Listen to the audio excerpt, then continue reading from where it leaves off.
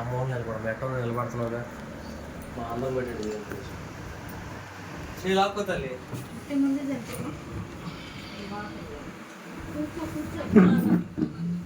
ముందు జరగమంటే పోతాను అంటూ పెట్టమ్మా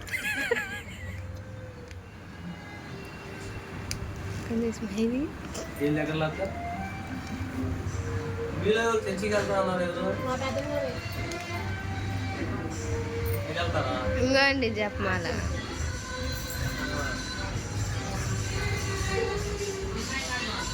కానీ పట్టు పొట్టు సాంప్రదాయాల బట్టికి పాటిస్తూనే ఉన్నారు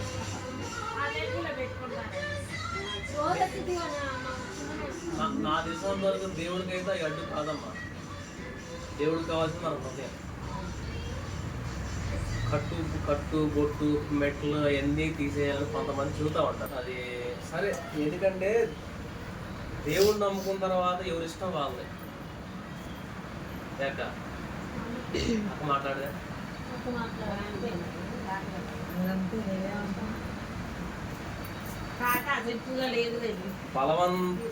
బలవంతపు మత మార్పిడి తప్పు బలవంతంగా మన సాంప్రదాయాలను కొంచెం బలవంతంగా సాంప్రదాయాలను తీసేయండి అంటాం కూడా తప్పే మరి అట్లా అంటలేదు చెప్తున్నారు నేనున్నానమ్మా 2 నెలల నుంచి మీ ఇంటికి వస్తున్నాను ఫిజియోథెరపీ చేయడానికి ఏ రోజు కూడా నేను మత విశ్వాసంలో కొనసాగుతున్నా కూడా ఏ రోజు కూడా నేను మీరు ఎలాగా నేను ఎప్పుడు మాట్లాడానా అమ్మా అన్నానా ఇప్పుడు మా చిన్న బిడ్డలు జయరాజ్ గారు చర్చికి వెళ్తారు మా అసలు వాళ్ళు అమ్మో అది పెట్టుకోకూడదు పూలు పెట్టుకోకూడదు ముక్కుబడులు పెట్టుకోకూడదు దేవుడికి ఇచ్చిన ముక్కుబడులు పెట్టుకోవడం పూలు పెట్టుకోవాలి దేవుడికి ఇచ్చిన నేనేమన్నానంటే ప్రతి మతంలో కూడా కొన్ని పద్ధతులు ఉన్నాయి అవి మనం పాటించాలి మన మతాన్ని మనం అనుసరించేటప్పుడు మన మతాన్ని మనం గౌరవించుకోవాలి ఇప్పుడు నేనున్నాను నేను హిందువుల మధ్య దేవుని సేవ చేస్తాను రెండో కాదు నేను హిందువుల మధ్య సేవ చేస్తానమ్మా హిందువుల మధ్య సేవ చేసినా కూడా నేను ఎక్కడా కూడా లిమిట్స్ దాటను నేను నమ్మిన దేవుడి గురించి నేను చెబుతాను అంతగా క్రమంగా అంతకుమించి నేను ముందుకు వెళ్ళను అది చాలా ప్రాముఖ్యమైనది సమాజంలో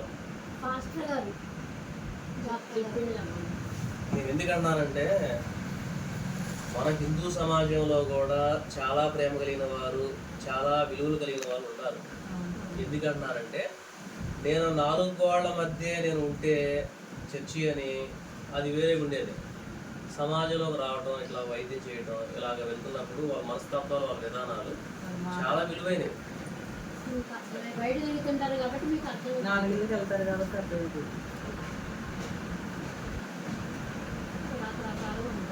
క్రైస్తవం అనేది ఎప్పుడు కూడా బలవంతంతో కూడింది కాదు ఇష్టపూర్వకంగానే వచ్చేది ఆ మతంలోకి రమ్మనే క్రమంలో మీకు అది ఇస్తాను ఇది ఇస్తాను లేకపోతే అలాగెలా జరిగిద్ది అని చెప్తే మడిగా తప్పు అది కరెక్ట్ కాదు అది మా చిన్న బిడ్డ వాళ్ళు ఒప్పలం ఉందండి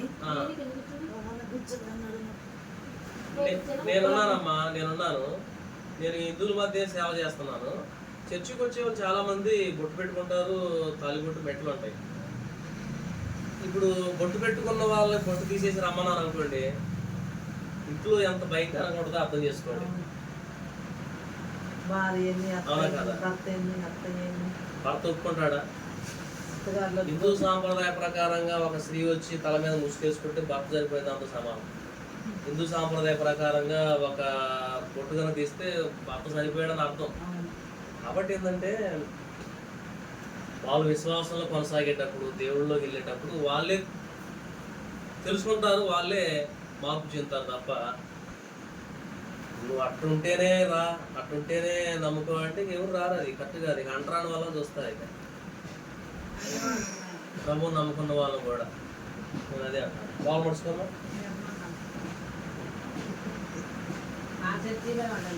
క్రైస్తవ్యం అనేది బలవంతంతో కూడింది కాదు ఒకటి రెండవది అంతే పరమాత్మ సహనం కలిగి ఉండేది ఖచ్చితంగా అందరూ ఉండాలంటే అందరూ ఉండాలని నేను అంటలా కొంతమంది గోటి దూసుతో బ్యాలెన్స్ తప్పి ఇబ్బందులు పాలయ్యి కూడా ఉన్నారు. ఉన్నారు మా ఇంట్లో కూడా అట్లా ఉన్నారు. అది పరిస్థితి.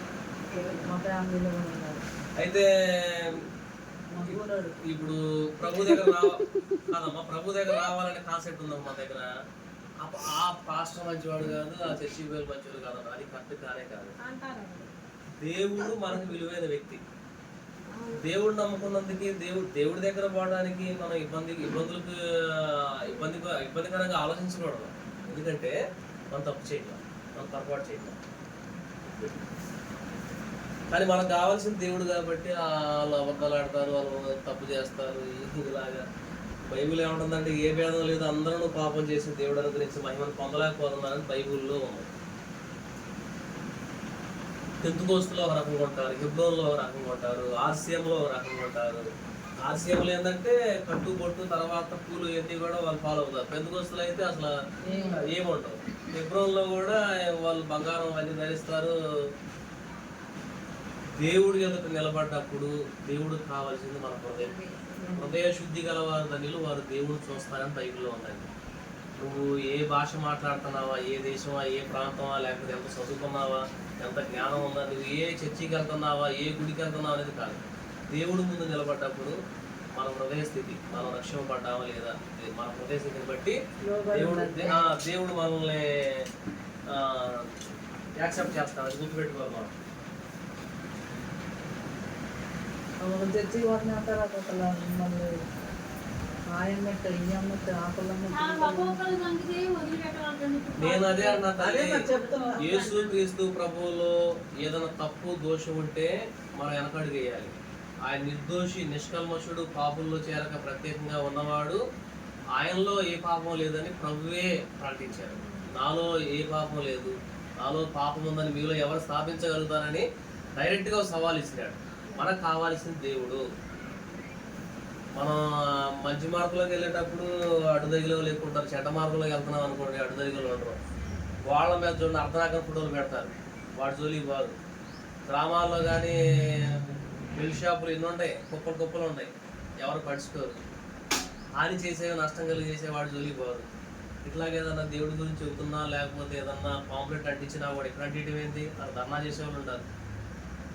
దేవుడి గురించి చెబుతుంటే ఏం చెబుతున్నావు, బాగా చెప్పిందట, మంచి చేదుగా ఉంటుంది ఎప్పుడు కూడా.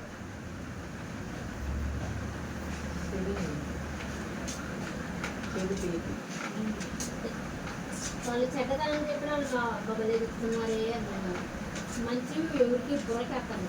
అయితే మా ఏంటంటే క్రైస్తవంలో కూడా మూర్ఖమైన భక్తి చేసేవాళ్ళు ఉంటారు.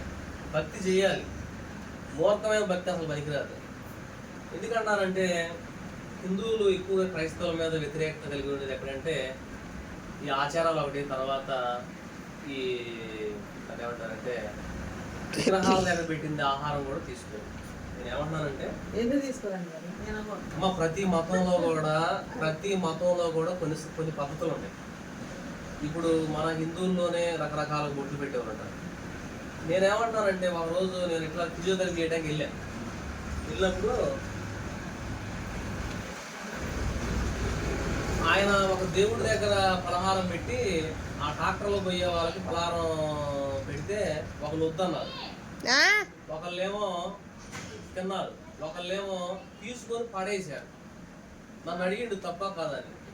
చాలా తప్పండి అది. తిన్నా అన్న వాళ్ళు బాగానే ఉన్నారు, పడవేసిన వాళ్ళు వద్దు అన్న వాళ్ళకి ఓకే పర్వాలా, వద్దన్నాం పర్వాలా, తీసుకొని పడవేయడం అనేది తప్పు. దానికి ఆయన పట్టాల్సి వచ్చింది కోప్పడి. ఎందుకంటే మీ మత విశ్వాసం ఎంత విలువైందో వాళ్ళు కూడా అది.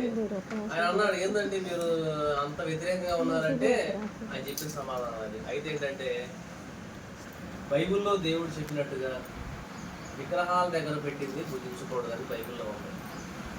నేను ఒక రోజు ఇట్లాగే నేను ఫిజియోథెరపీ చేయడానికి వెళ్ళా.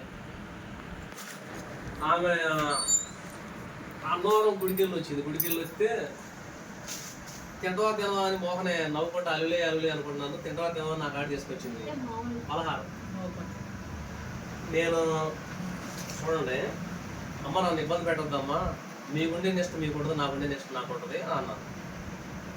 మరి నేను అన్నాను మీ బాబు అయ్యప్ప మాల వేసుకున్నారు రేపు పొద్దున్న మరి మీరు హైదరాబాద్ వెళ్తారుగా, నేను ఒక బిర్యానీ ప్యాకెట్ ఇస్తా తీసుకుని వెళ్ళి పెడతావా అన్నా నేను.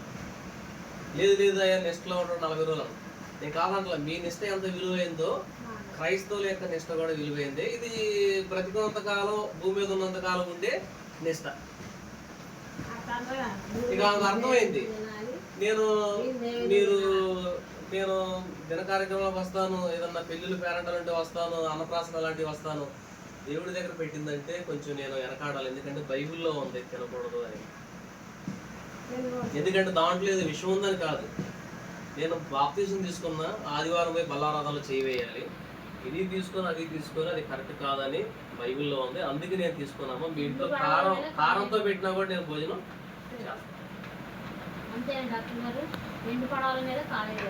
మా హిందువులు ఏమంటారు, మాది ఎందుకు తినరు మీరు, మీది మేము ఎందుకు తినాలి అనేటువంటి ఎన్నో రోజులు మనకి ఎందుకమ్మా, వద్దన్నప్పుడు ఎందుకు మనకి? అంటారు. ఇప్పుడు మేము పెట్టేది అంటే క్రైస్తవులు పెట్టేది దేవుడి దగ్గర కాదు. అది ప్రార్థన పొద్దున్నే 10కి పెడతారు, మధ్యాహ్నం 1 అయింది.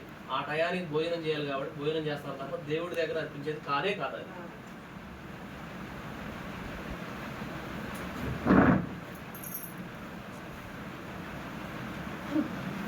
కొంచెం సమాజంలో మనం కొన్ని ఆ విలువలు తెలిస్తే ప్రశాంతంగా ఉంటాం, ఎవరితో ప్రకటించుకుంటాం.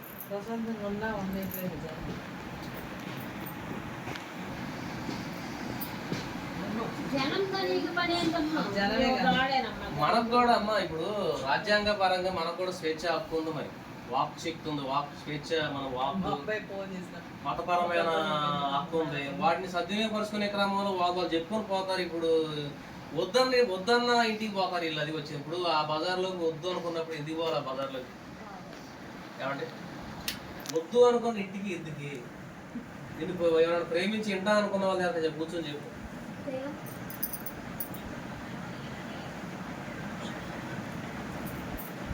అయినా కూడా ఎంత నిష్టగా ఉన్నా కూడా క్రైస్తవుల మీద వ్యతిరేకతలు ఉంటాయి. ఒకటి ఏంటంటే యేసు ప్రభు అంటే చాలా మందికి ఇష్టం ఉండదు, ఆ మతం అంటే ఇష్టం ఉండదు, ఆ ప్రార్థనకి వెళ్ళే వాళ్ళంటే ఇష్టం ఉండదు. తర్వాత వాళ్ళు ప్రత్యేకంగా జీవించాలి కాబట్టి జీవిస్తారు కాబట్టి అది కూడా కొంతమందికి ఇష్టం ఉండదు.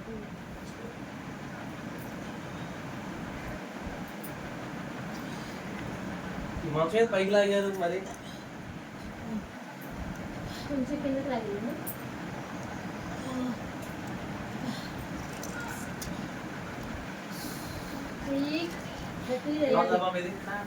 అమ్మ కాలు చేయి మీద దృష్టి పెట్టానమ్మా. అదే చెప్పా, చెయ్యి గట్టి చేయాలన్నా రోజు చేయట్లేదా? డాక్టర్ గారు వామ్మో మీతో మాట్లాడతా చాలా కష్టం అండి. తేలిగతున్నారు ఏం చెప్తారు.